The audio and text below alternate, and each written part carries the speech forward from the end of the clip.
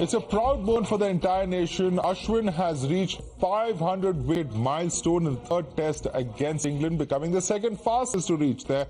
After Anil Kumble, he's the second Indian bowler to take 500 test wickets. This was during the third test against England.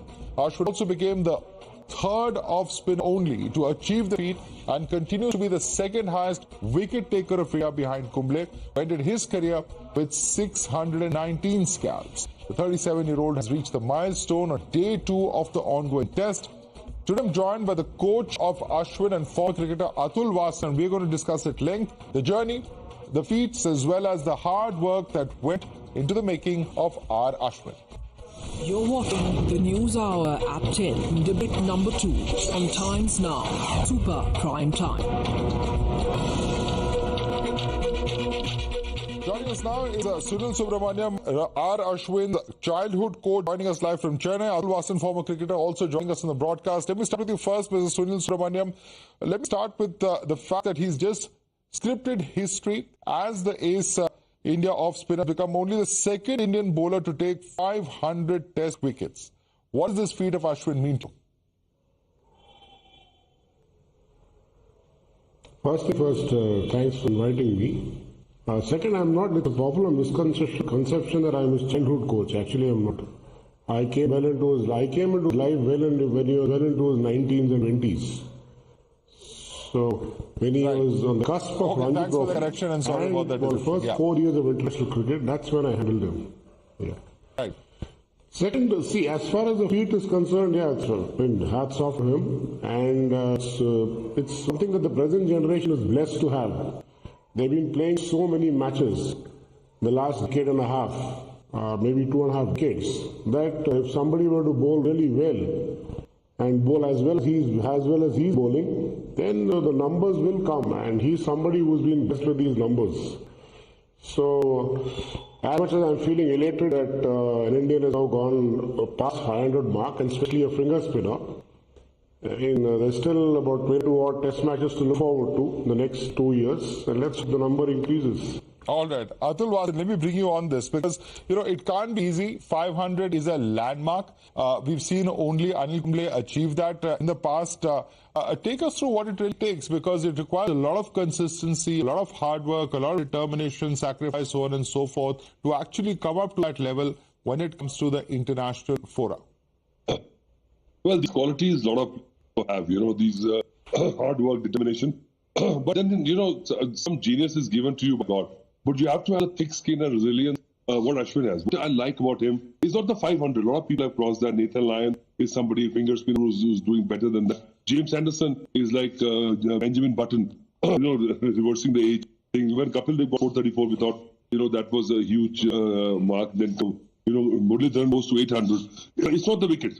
This is the way. What I like about him, he is always challenging the establishment with what is done. He's bowled leg spinner. I mean, you would have thrown out of the Indian team, but his potency is there because he keeps on experimenting, keeps on bringing, no matter what people say, he knows what he's doing. He's like a scientist. And, he's like artificial intelligence. He's like ChatGPT. The more he plays, the more data goes in, the more enhancement is there in his potency. So I think it's a great thing for him. But he's been a lot through ups and downs because he was dropped for the test championships and horses for horses policy was there. It must be hard for a world-class bowler, number one in the world, for sitting the bombing benches. He's gone through that and is still at it and he's not giving up. So I think, that is his thing. He's 37 when we saw Rohit score a century. He's the second oldest test captain ever at 36 to score a century. Today's thing is that today's 30s is the new 20s.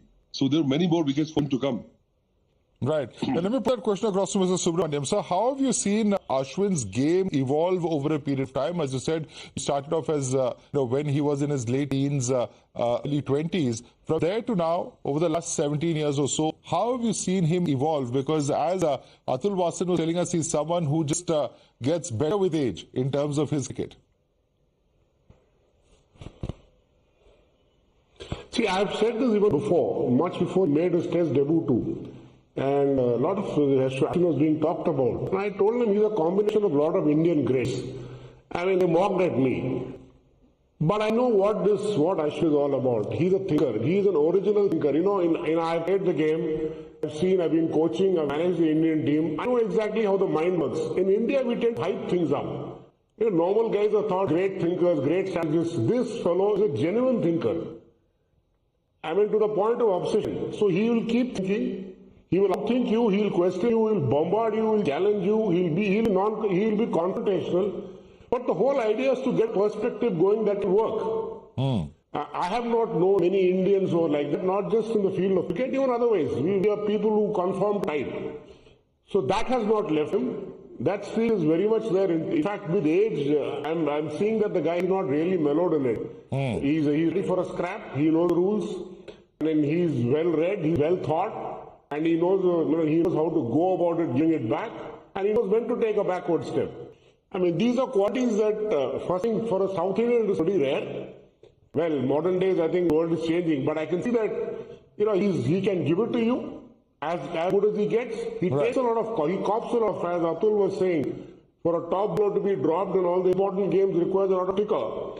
So he's got that, he's got a heart, he's got the mind. So if you've got that kind of belief in yourself and the numbers, he's always been blessed with numbers. The numbers are bound to follow, and I'm looking forward to the next two cycles. That is next cycle for the next 2 years. Where we're playing 22 test matches, 10 overseas and 12 at home. It's about 100 odd wickets is what it's not too far off mark. Right. In fact, Atul, I want to quote something that he said, because he's spoken about changing his bowling action for the Borg-Gavaskar trophy. He says, I did change my action for the series. It's nothing to do with how Australia prepped up. Every team that goes on toes, we know how difficult it is to start off on toes. We're trying to recreate match scenarios as much as possible. Australia would like to do that as well. When we go to England or Australia, we do that too. For me, there are different reasons why I changed my load up. I did that. I'm glad it just came through so well. Something that you were talking about earlier, this is just last year in February where he put up that quote, where he has been quoted. How do you think, how easy or difficult is it to do something like that? Difficult, I think you look at the conviction in the guy. I think he's got some Punjabi gene in him, because, we North Indians are like this, we are, headstrong. And then just to say it out and then walk the talk is something maybe Virendra Sehwag has done it. So these are geniuses. But I must say that, just to change the action, how many greats at the peak of their career in their sport have done that. I remember Tiger Woods, coming back and he's got bored and he's changed his swing and still become number one. I know Dennis Lilly, with a critical back injury, he came back in his action and still came on top. Not many people can do that, and not many people have the comfort or the leverage or that that gap which is offered to them because of genius. And just to follow it up that shows how strong mentally he is.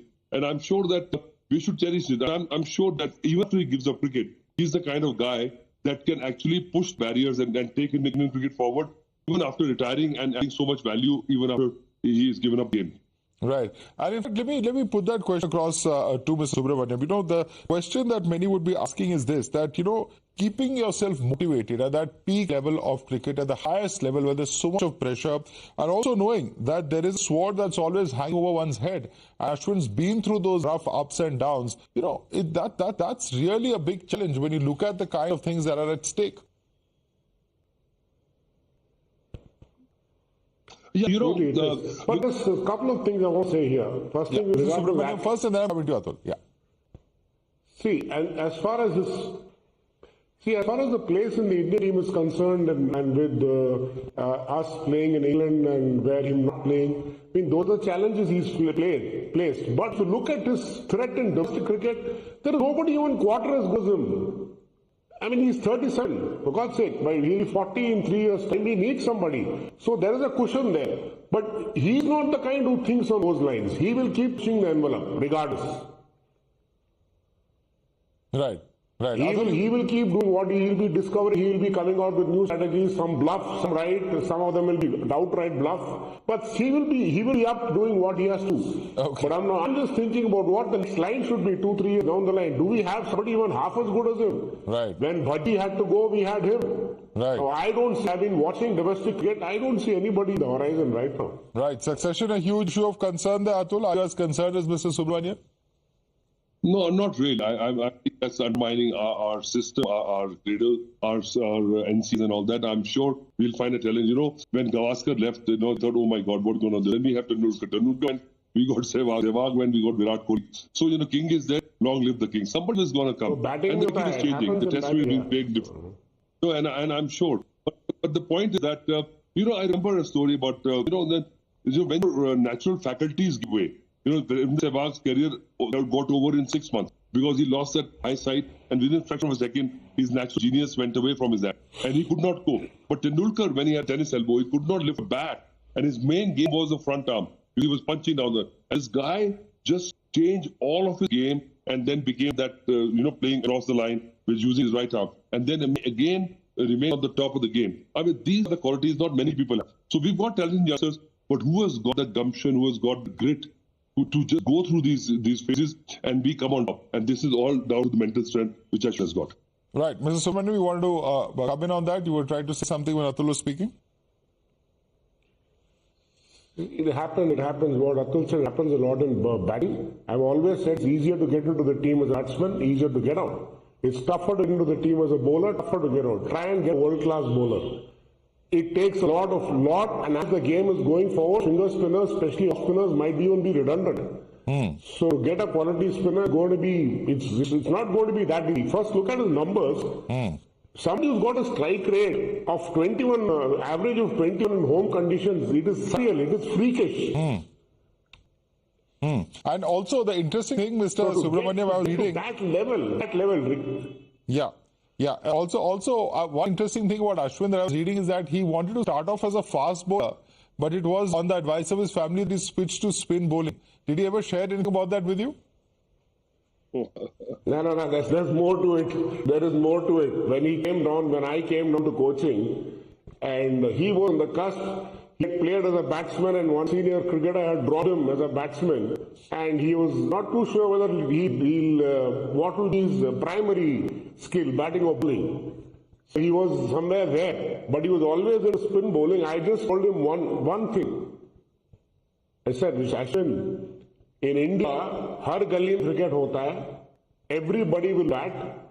So it is at any level, be it club level, first class level, at test level. It's easy to get in as a batsman. It's also easy to go by the wayside as a batsman. If you've got the skills and you can execute those skills well, and you're a bowler and batsman, it's hard to get into the team as a bowler. It's even harder to get out. Right. What was very interesting was he had the psyche of a bowler. Right. So he loved bowling. And this is history. And the rest is history. He still has the cycle. Right. So let me, before, we are almost out of time, but before I'd like to, gentlemen, go, I'd like to ask both of you, Atul, Wasim, what do you consider as the pinnacle moment as far as R. Ashwin and all of his performance over the years is concerned, in your view? Well, what Sunil is saying, that harder to get into the bowler, harder to get out. It was very easy for me to get out. It was harder for me to get in the team. But, he's got a fast bowler's mentality trapped in a spinner's body. And he realizes, but every day he comes and he has to, because if you don't evolve, you die in the international cricket. You can't just be genius and be one trick pony for a season and then, hope to survive for a long time. He's just been evolving. See his approaches, see his change of actions. And then just to be on the mark, that takes a lot of thinking, a lot of guts to actually implement and try it out. Not many people have got the guts, but I hope that he carries on, and he has to. And you might see another faculty, but you can see that the kind of character he is. He's got test hundreds. How many? I think 4 or 5. I don't know. And you can't take it away from him. So I think thank God that everybody, even Tendulkar, started off as a fast bowler, went to MRF, didn't get selected. Then thank God that he shifted to batting. Thank God Ashwin is bowling off spinners, which is the least admired skill in cricket. Anybody who cannot bowl can bowl off spinners. That is the saying. Right. Mr. Subramaniam, what according to you is the pinnacle I'll give you two more. Please go ahead. I can't choose. Asking a coach to choose. I mean, the fact that he's evolved and he's playing and performing, and I'm happy seeing that. But there are two interesting pieces of statistics I want to give. Of all the Indian bowlers, who do you think would have got the most bowled? You would think it's Anil Kumble. Actually, it's Ashwin. He's got more than 100 wickets bowled. Interesting. Wicket to wicket. Right. And second, there are only two cricketers who have got 25 wicket hauls and 5 runs. Interesting. So Ian Botham and Ravichandran Ashwin is that valuable. So much more to him than just his bowling. There's a lot that there's a lot on his plate, and so long as he's fit, let him keep playing and let him win matches for us. Let's enjoy watching it. And are you confident that he'll break Anil Kumble's record as well? 619, if I'm not mistaken.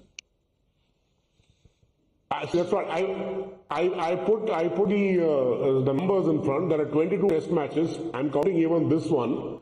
So even if we go, it's just for theory's sake, 5 wickets game at home and 3 overseas, about 90 wickets. So that will be pushing it to about close 600. My only thing is the age factor. Since he made his debut in his 20s, 25, he is now 37. He will be 39. If his fitness is there, I don't see any reason why he should not be in a serious challenge for 619 and maybe even breaking it one day. And Anil would probably be the happiest man when that happens. Perhaps. Thanks so much, Sunil Subramaniam, Atul Wasim, for joining us, and wishing all the best to our Ashwin for bringing us so many of those magnificent moments in cricket that all of us here as fans are extremely proud of. Thanks so much for joining us this evening, gentlemen.